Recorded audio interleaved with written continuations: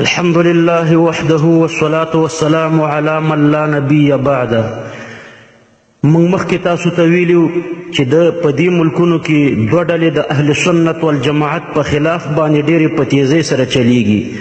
یو ویکټوري اهل قرآن دي او دویم د دوی کشران ورونه ویکټوري اهل حدیث دي. ویکټوري اهل قرآن وایي چې زموږ دپاره دلیل صرف او صرف قرآن دی، حدیث هم نه مني، اجماع هم نه مني او قیاس هم نه مني. او د دوی کشران ورونه ویکټوري اهل حدیث وایي چې زموږ دلایل صرف دوه دي، قرآن او حدیث، اجماع او قیاس دوی نه مني. نو زه په نن درس کې هم د الله پاک په توفیق باندې یو لس پوښتنې ذکر کوم. که هر ویکټوري جواب ته تیاری نو د خپلو اصولو خیال دې ساتي. ویکټوري اهل قرآن دی په جواب کې د قرآن آیات پیش کوي او ویکټوري اهل حدیث دی په جواب کې د قرآن آیات او یا د رسول الله صلی الله علیه وسلم صریح حدیث پیش کوي. اول سوال، زید په عمر باندې مثلا د زنا تهمت ولګولو، یعنی یو سړي په بل سړي باندې د زنا تهمت ولګولو، نو دې تهمت لګونکي ته به څومره حد ورکولی شي؟ داسې آیات یا حدیث په جواب کې پیش کړئ چې صراحتا د نارینه حکم پکې وي، په ښځه باندې به قیاس نه کوئ.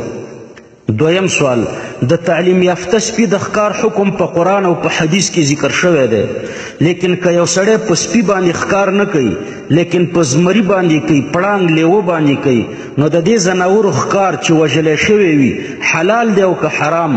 صراحتا آیات پیش کوي یا حدیث پیش کوي چې الله پاک فرمایلی وي یا رسول الله صلی الله علیه وسلم فرمایلی وي چې د زمري، پړانګ او یا د لیوه وژلی شوی ښکار یا حلال دی یا حرام دی.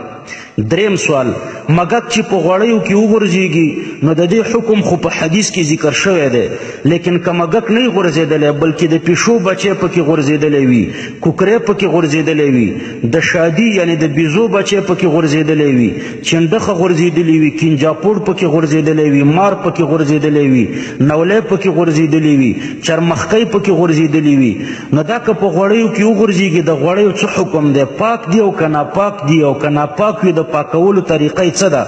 صراحتا په آیات یا په حدیث کې وښایئ. څلورم سوال، که په تیلو، په شودو، په شربت، په سرکه، په مستو او یا په تروو کې مګک مړ شي نو د دې حکم په صریح حدیث کې وښایئ. په غوړیو باندې قیاس مه کوئ. پنځم سوال، بیع العنب بالزبیب جایزه ده او که ناجایزه ده؟ د انګورو خرڅول په ممیزو باندې جایز دی او که ناجایز دی؟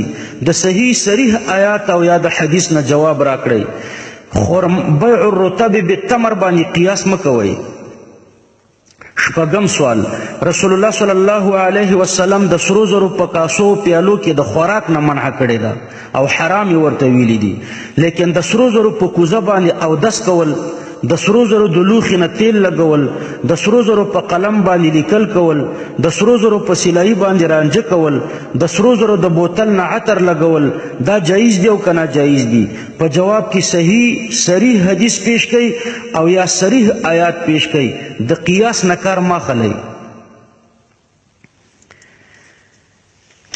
اووم سوال، رسول الله صلی الله علیه وسلم فرمایي چې که څوک قضای حاجت ته ځي نو د ځان سره د استنجا دپاره 3 تیږې واخلي، فلیذهب معه بثلاثه احجار، 3 تیږې د ځان سره ویسي.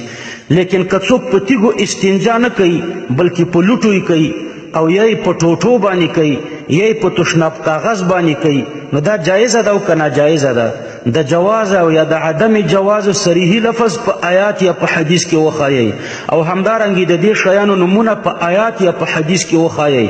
په تیږه باندې قیاس مه کوئ. اووم سوال،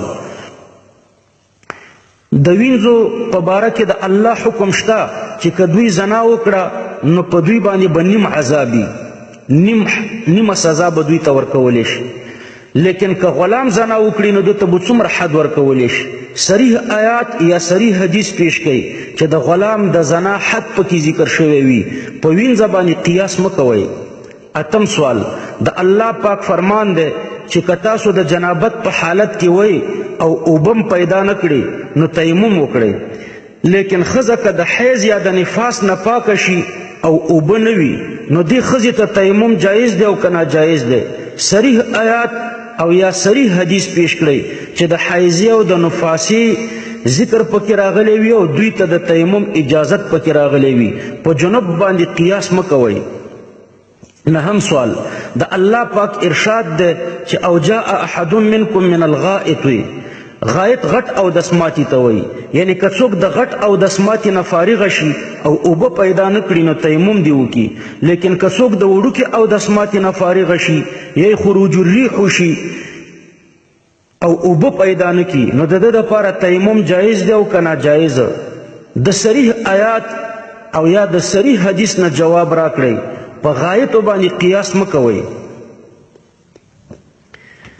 لسم سوال په بر صغیر کې پاکستان کې هندوستان کې دارنګې په افغانستان کې په ایران کې قبله کم طرف ته ده؟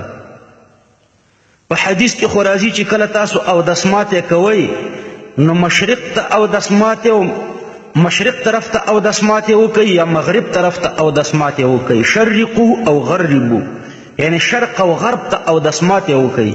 د حدیث نه خدا معلومیږي چې شرق او غرب ته اودس ماتې کول پکار دي نه شرق ته قبله ده نه غرب ته قبله ده. په پاکستان کې او په افغانستان کې او په هندوستان کې مغرب طرف ته ولې تاسو منځونه کوئ؟ آیات په جواب کې پیش کړي چې په آیات کې راغلی وي چې د هندوستان او د پاکستان او د افغانستان خلک د مغرب طرف ته منځونه کوي د دوی قبله مغرب طرف ته ده. او یا صریح حدیث پیش کړي چې رسول الله صلی الله علیه وسلم فرمایلی وي چې د هندوستان او پاکستان او د افغانستان دارنګې د ایران د دې ملکونو خلک د مغرب طرف ته مونځ کوي. د اهل جغرافیه او تقلید به نه کوئ او دا به هم نه وایئ چې دا شرق و غربو د اهل مدینه و دپاره دی. حدیث نه جواب راکوئ چا ویلي چې دا د اهل مدینه و دپاره دی؟ الله ویلی دی او که رسول الله صلی الله علیه وسلم ویلی دی. که هر وکټوري د خپلو اصولو مطابق جواب راکړو نو دا 50 سواله شو 15 درسه شو. د هر سوال په مقابله کې ورته 10,000 روپۍ انعام دی. خو د خپلو اصولو خیال به دواړه ډلې د وکټوریانو ساتي.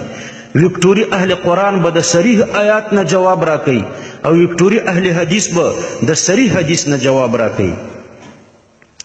د اهل سنت والجماعت د عقیدې سره تعلق لرونکو ورونو که غیر مقلدین په تاسو باندې اعتراض وکړي چې ولې قرآن او حدیث ناقص دی تاسو به ورته وایئ چې نه بالکل ناقص نه دی نه قرآن ناقص دی او نه حدیث ناقص دی. په قرآن او په حدیث کې ټول حکمونه شته لیکن څه پکې صراحتاً دي او څه پکې تعلیلاً دي. په صریحي حکمونو باندې هر عالم پوهیږي او دا کم چې پکې تعلیلاً دي صراحتاً پکې نه دي نو په دې مجتهد پوهیږي هغه مجتهد د هغې استنباط کوي. لکه بعضې اوبه د ځمکې په سر روانې وي هر څوک یې استعمالولی شي او رایستلی شي هر څوک ترې نه نفع اخیستلی شي او بعضې اوبه د ځمکې په بیخ کې وي نو هغه راسپړلو ته ضرورت لري. هغه د ځمکې د سر په شان ښکاره نه وي هغه د ځمکې په بیخ کې پټې اوبه وي نو راسپړل غواړي. نو قرآن او حدیث کې هم بعضې حکمونه صراحتاً دي او بعضې حکمونه پکې تعلیلاً دي د قرآن او د حدیث په بیخ کې پټ پراته دي هغه مجتهد راښکاره کولی شي. نو موږ خو الحمدلله مجتهدین منو د مجتهدینو په پیروۍ کې په هغې حکمونو باندې عمل کوو چې کوم د قرآن او د حدیث په بیخ کې پراته دي او هر څوک یې رایستلی نه شي. او دوی خو د مجتهد اجتهاد نه مني او د مجتهد پیروۍ ته شرک وایي لہذا دوی نه اجتهاد مني نه مجتهد مني لہذا دوی دی جواب په صریح آیات او یا په صریح حدیث باندې راکړي.